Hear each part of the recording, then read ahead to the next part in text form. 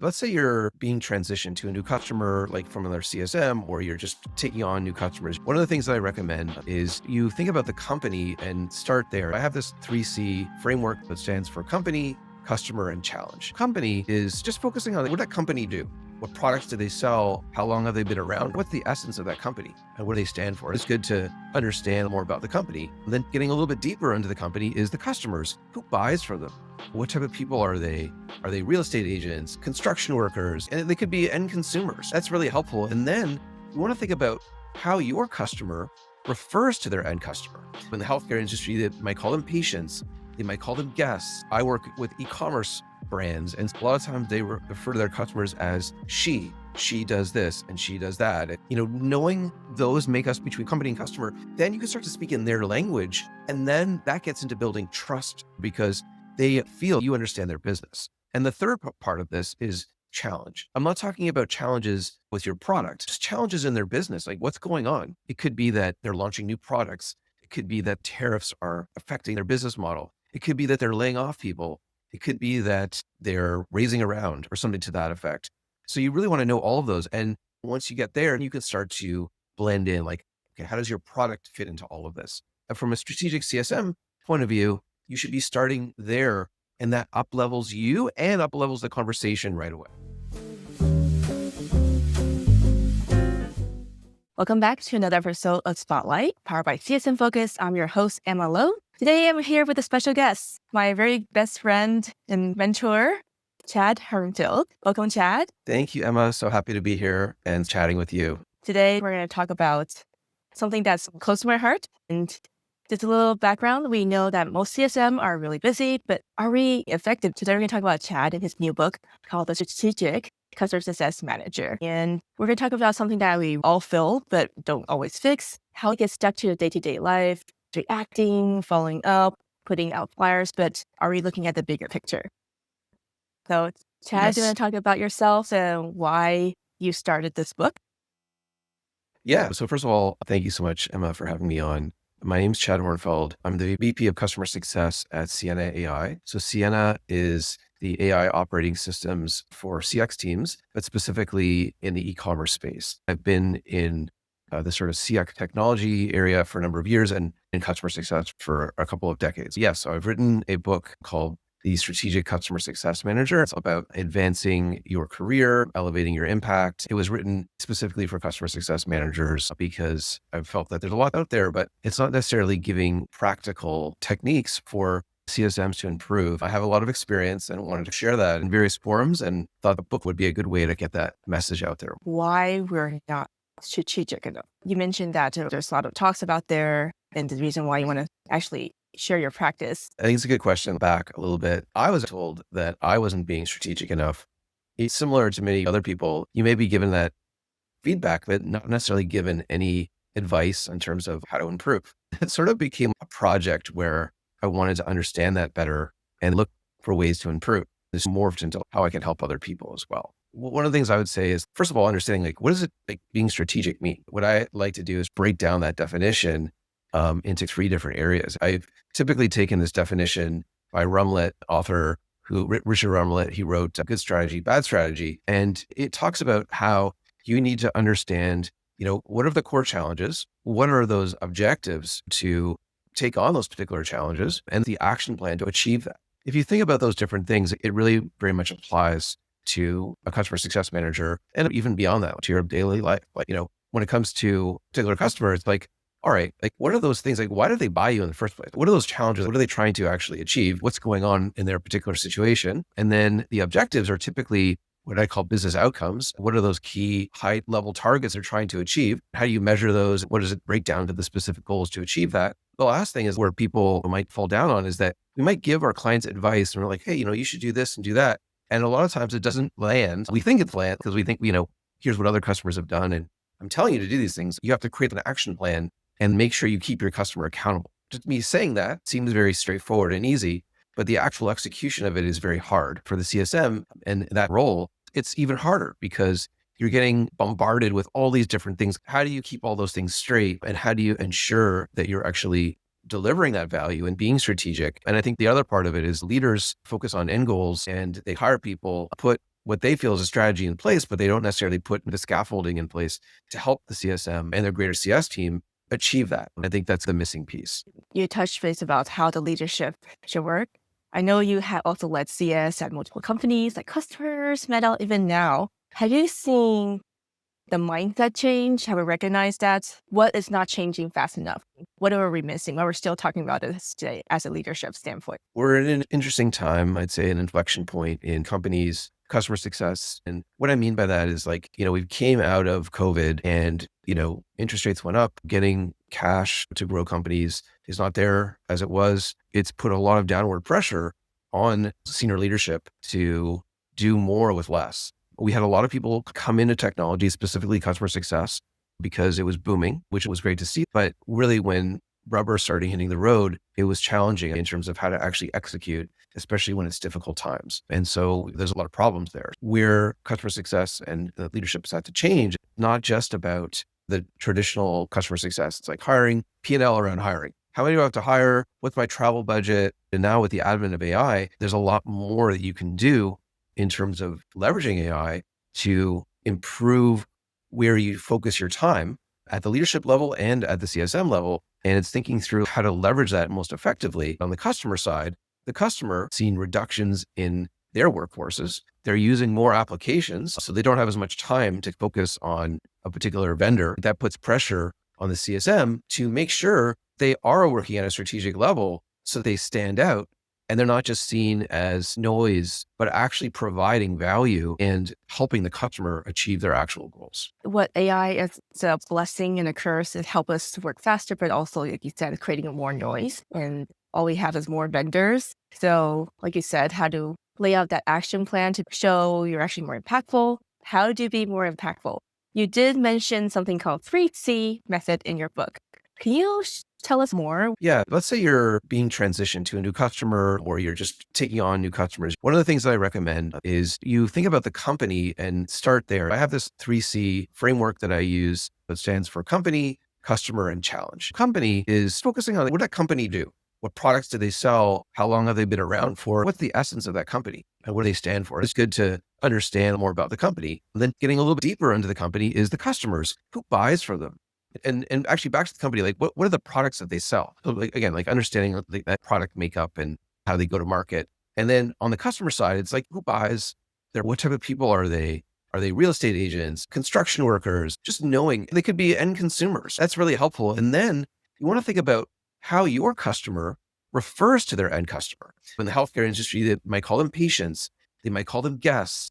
I work with e-commerce brands. And a lot of times they refer to their customers as she does this and she does that. And, knowing those make us between customer and customer, company and customer, then you can start to speak in their language. And then that gets into building trust with the customer because they feel you understand their business. And the third part of this is challenge. I'm not talking about challenges with your product, just challenges in their business. Like what's going on? It could be that they're launching new products. It could be that the tariffs are affecting their business and their business model. It could be that they're laying off people. It could be that they're raising around or something to that effect. So you really want to know all of those. And what's really important, you need to start with understanding their company and who they are. And then once you get there, you can start to blend in like, okay, how does your product fit into all of this? But from a strategic CSM point of view, you should be starting there and that up levels you and up levels the conversation right away. Also learned that, for example, the stadium, Blue Jays, they call all their customer guests as well, like creating a best Okay. guest experience. The same thing Very with good. Cineplex, using the word guest as well. So it's really interesting how they refer to a customer. Another thing, we're both in e-commerce. We've been instilling how the tariffs is shifting and there are new dates coming out that things might be shifting and understand how that affects our customers. When you start to get into that mindset, little things that they bring up to you, like they want a feature request or they're complaining about something, and you're kind of like, why does that matter? Well, it matters because their end customer, they perceive quality as something that's really important to their business. It's part of their cultural mindset, or their CEO is really geared on going IPO and they're cutting back on certain expenses, which affects you. Maybe you need to make sure that you come out with really good or competitive pricing as part of your renewal. All of these things factor in knowing their business before you even get into your product. Because I think the challenge from a CSM perspective is, again, like there's so many things coming at us. I don't blame the CSM because I've been there and I get it. It's easier to default to things that we're comfortable with. We all do this in our daily lives. It's more comfortable to jump on Instagram and start doom scrolling because it's fun. There's some funny cat videos and everything, but that's not going to get your job done or accomplish much except giving you that temporary sense of joy. The harder thing to do is to ask difficult questions of your customers and not necessarily say to them, hey, I see you're not using this part of the application, or it looks like this metric has decreased. What you want to do is kind of, if you understand like maybe seasonality of their business, hey, listen, I understand holiday season is really important to you. It looks like you guys are gearing down for the summer. Let's talk about things you can do to prepare for the holiday season. Let's set up time in the schedule. Let's make sure I understand what key products you're going to be selling or key driver points that we want to hit on so you're ready and you're going to kick butt in the holiday season. So that's just a different approach rather than, oh, I see you're not using this. We have this new feature. You should really use this new feature. It's awesome. Other people are saying that. And it's like, if I'm a customer, great. That sounds cool. But you're making the customer do the mental math as to why that feature is really cool. A better approach is you have this new person joining your team. We've implemented this feature. It's going to make it easy for new team members to leverage our product. I really think that we should talk about this. I can show this to you. This thing is going to give you really great new insights. It's a new reporting feature. This is going to save you probably 3 hours a week. If you phrase it like that, as a leader, someone who buys technology, I will get on a call with you and I'll talk to you about this because you're going to save me time. This is great. I shared something on LinkedIn not too long ago from a vendor I work with, and I anonymize everything. It was basically like, hey, let's get on a call and talk about how you're using our product. I have new things I want to show you. First of all, thank you for reaching out. It was being very polite. Maybe you can look at how we're using the product and make some recommendations. They did that. It took them 2 weeks, which is hilarious. They came back with horrible recommendations because they didn't know our business. I don't even think they looked at how we're actually using the product. We came up with a list of things like, oh, here's things that you should do. It took for me to tell them that these are some interesting ideas. Maybe I should be looking at your competitors to see how they do it as well. Then I got other people involved. They responded to that and they did come up with some concrete ideas. But like, it shouldn't have to get to that. We all need to be better. And we need to be thinking about, if we want a meeting with our client, I talk about this in the book, we should be thinking about almost like athletes. A meeting is like our game day. It's like the Stanley Cup or the NBA finals. Everything you're doing is gearing up to get a customer to come to that meeting. When you're in that meeting, it's your time to shine. If you screw it up, maybe your point of contact won't, but if you get a decision maker or senior executive and you're not ready, not providing something of value, they're not going to come back because they don't have time. An easy way to tell is if they jump on and then somebody turns off their video or puts themselves on mute, you've pretty much lost. Kind of like an athlete, go back to the game tape, go look at your recorded and see what was that inflection point? Like, why did that person turn off their video at that time? Maybe they had to go. We need to break down specifically how we're performing. The purpose of the book is to try to up-level the CSM, give them tips, help them be more productive and feel how they're contributing and that they're doing more on a daily basis and using their time better so that it's going to help them in their role. It's going to help their company. It can be better contributors in their company, and hopefully it will help them in their career. Yeah, like you mentioned, I love the example you shared. So I just want to jump on a call and show you what we do. And you mentioned actually you should be talking about you as the customer, how we understand your business. I see you're working on this. This is the things that might help you. I noticed that with the executive at the beginning, if you see they signed on, they're all on the meeting. Then later on those meetings, even though they're standing monthly meetings, they logged off because they don't feel value of their time. And when it comes to renewal, it's like you already lost them, right? So another thing you mentioned is about the QBRs. There's a lot of talk online. It's like how, like you mentioned, the executive don't care about how many team member logged on to their meetings. What do you think we could do better at the QBRs level? Yeah, I mean, I think that when we talk about QBRs, people focus. Sorry. The word, it's okay. Yeah, the word quarterly sucks when it comes to quarterly business reviews. But in the book, I focus on the word review. I think the word review is flawed because you're looking backwards. You should be thinking about when you go into a QBR, what are you trying to achieve? What are the next things that you want your customer to do to achieve their business outcomes? That's how you should be thinking. And it's like you want to put together a joint plan. And so with that changed mentality, the way I look at it is thinking of it almost like a board meeting. In a board meeting, you typically send your slides out ahead of time to your board. And the idea is that everyone reviews that. The meeting itself is a discussion around some things they want to focus on. It's more of a discussion rather than the CSM going through a generic set of slides, talking about metrics the customer doesn't really care about, and then hoping for the best at the end. So the information is good, but you've basically railroaded your client and thrown so much at them, focusing, trying to really think about what did I get out of this? But are you actually setting yourself up to deliver value that's going to lead to retention and growth? That's the key point. And this is all about being more strategic, using your time more wisely, and thinking about the QBR in a different way. At my last company at Path Factory, we started to rethink this. One person I worked with, James at Path Factory, he's like, hey, let's call this strategic checkpoint. QBR has been called executive business reviews and all these different things.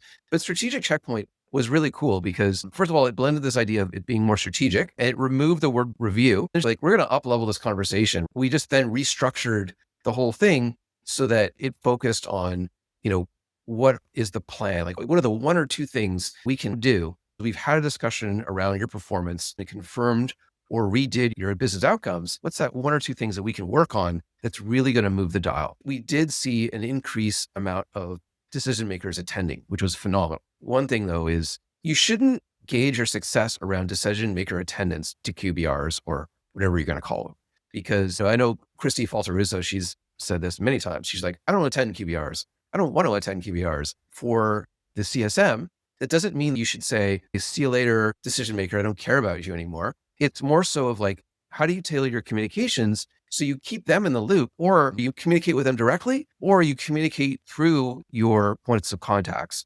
Even recently, there was some challenges I had with some of our customers where came to renewal and we're working with a decision maker. The decision maker is like, well, this is all great. I hear good things, but I don't know if I want to pay you this amount. The challenge is that we had a great relationship with point of contact, working with them really closely, being mindful of their time, trying to really help them, providing a lot of value. But that particular person wasn't necessarily communicating that value up through the chain. At the end of the day, that's the SM's job. They need to make sure that that's happening. What I talk about in the book is not just delivering value, but selling value, making sure you're enabling your point of contact to show that value. One of the things we do today, we're a young startup at Siena, we're seed stage, we're growing rapidly, but we're implementing these things in stages. That's another key thing for leaders listening in. Don't implement all these things at once. You have to layer them in, communicating up to the rest of our executive team, saying that, hey, we can't make this huge transformation all at once. So one is like, we split out implementation so that we took that away from the CSM so they can focus more on the optimization and renewal phases.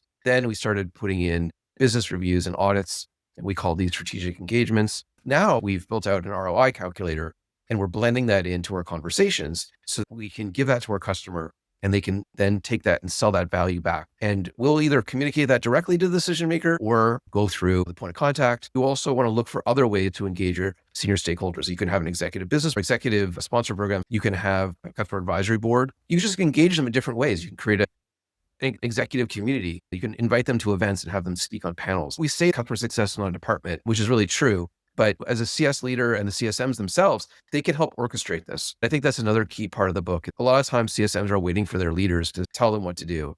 Like, my leader didn't tell me that, so I'm not going to do it. Really, that's not the case. You should be doing what you can, and you can force a lot, and you can also build up relationships with other departments. And that's also a key part of being a strategic CSM that a lot of people may not realize. It's not just about what you're doing working with your customers. It's the relationships you're building with product, with sales, with marketing, with finance. That will help show the impact and create more impact within your organization. And what, I've seen this because I've been at companies like Meta.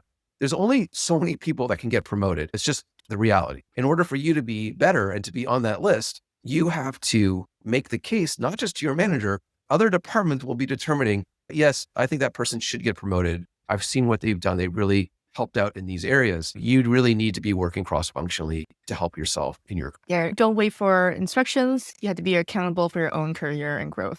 If you think about driving a car, the car is your career. You're the driver. Your manager is the passenger. Don't wait for your manager to get some magical email. That usually doesn't happen. You need to be thinking, here's a problem in our business. This would be a great area that we can expand into. Going back to my days at Eloqua, we had one person there, Heather Fay, who had joined the company, and she was a CSM and then a CS leader.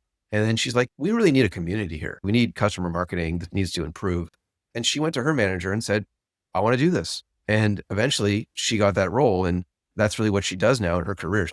Had been many companies. She has been customer marketing, the community leader, and she's built a career out of it. She had that mindset and she's done very well there. It was perfectly suited for her. It's just a really good example of you own your career, be the driver. I met Heather and totally agree what you said.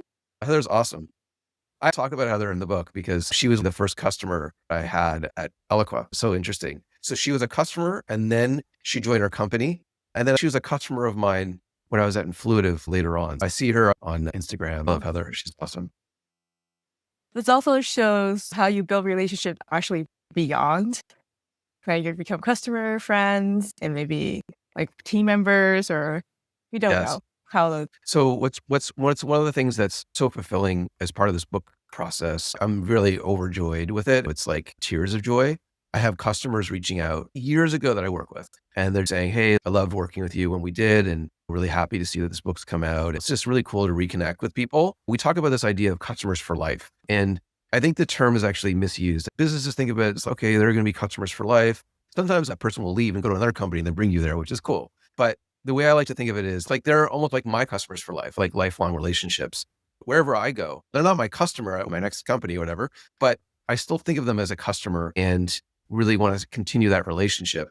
I think that's a really good mentality to have. And for a customer facing role, it's really cool to see how that's happened. I do mention some customers in the book, and that's probably what has made it somewhat more appealing is that a lot of the things that you'll see in the book are through my eyes, like you're going through a bit of history through my eyes. And there's some interesting stories in there. If you've been a CSM for more than a day, it makes it really interesting and appealing and resonates with people. do you have a favorite chapter? I like chapter 9, where I get into building unbreakable relationships with clients. One of the things I talk about is extreme ownership, really taking responsibility and accountability.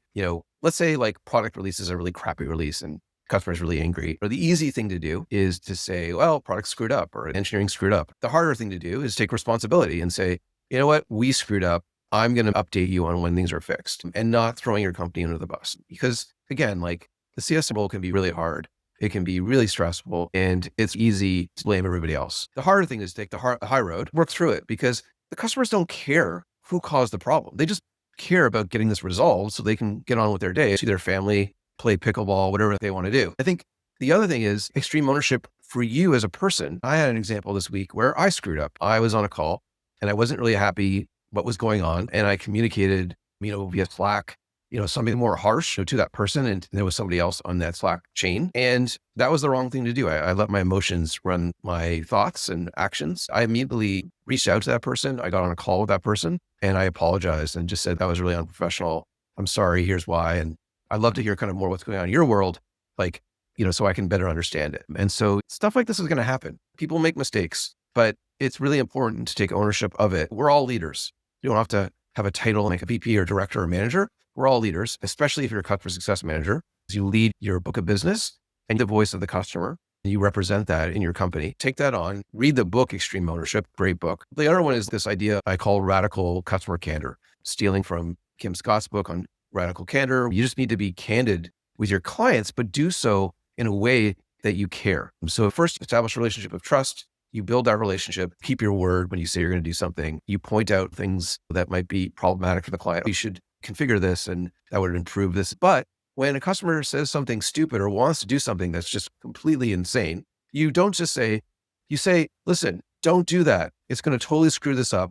You've told me these are your goals. Don't do that. Here's how other customers have done that. And here's what's gone wrong. So you have to be candid with your customer. You can't be what I call the entertainer. You can't be someone who gets on and is the counselor for your customer and tell you how their job sucks and stuff like that. You can do that in trust, but you also have to be like the parent and say, don't do that. That's dumb. That's not going to help you. And if they don't listen to you, then you need to make sure that message is heard. You may have to go above them, a way that doesn't embarrass them. I had a situation like that this week where there was a bug and we have a Slack channel for our support.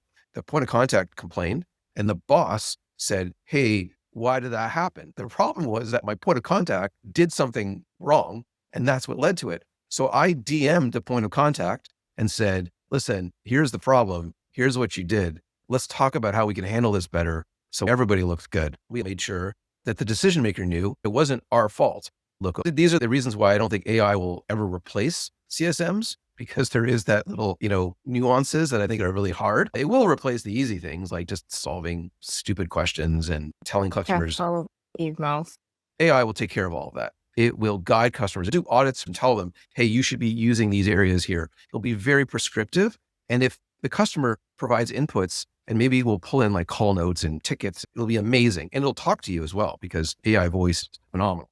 But I'd say that when there are problems and they really need to get to a more of a strategic environment, understanding that down to the customer's key areas and also these larger customers, you're going to need a CSM, you're going to need a strategic CSM. And it's almost like you're that hired gun coming in and making sure that the trains are running on time. All these things we talk about in the book will shine more of a light on that. If you're looking for your next opportunity or trying to get in to being a CSM, knowing these skills and having these things as a mindset is critical. Like you have to have them. It's like table stakes. It's not just knowing what ARR is and running a business review and talking the talk. You have to walk the walk. I like the analogy of using board meeting, strategic checkpoints, being the driver of your own career and take that accountability and also understand the customer team.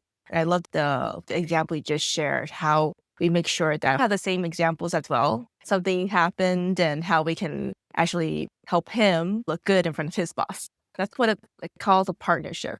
You're really building a partnership, not just a relationship manager, but partnership with your customer and then other teams as well.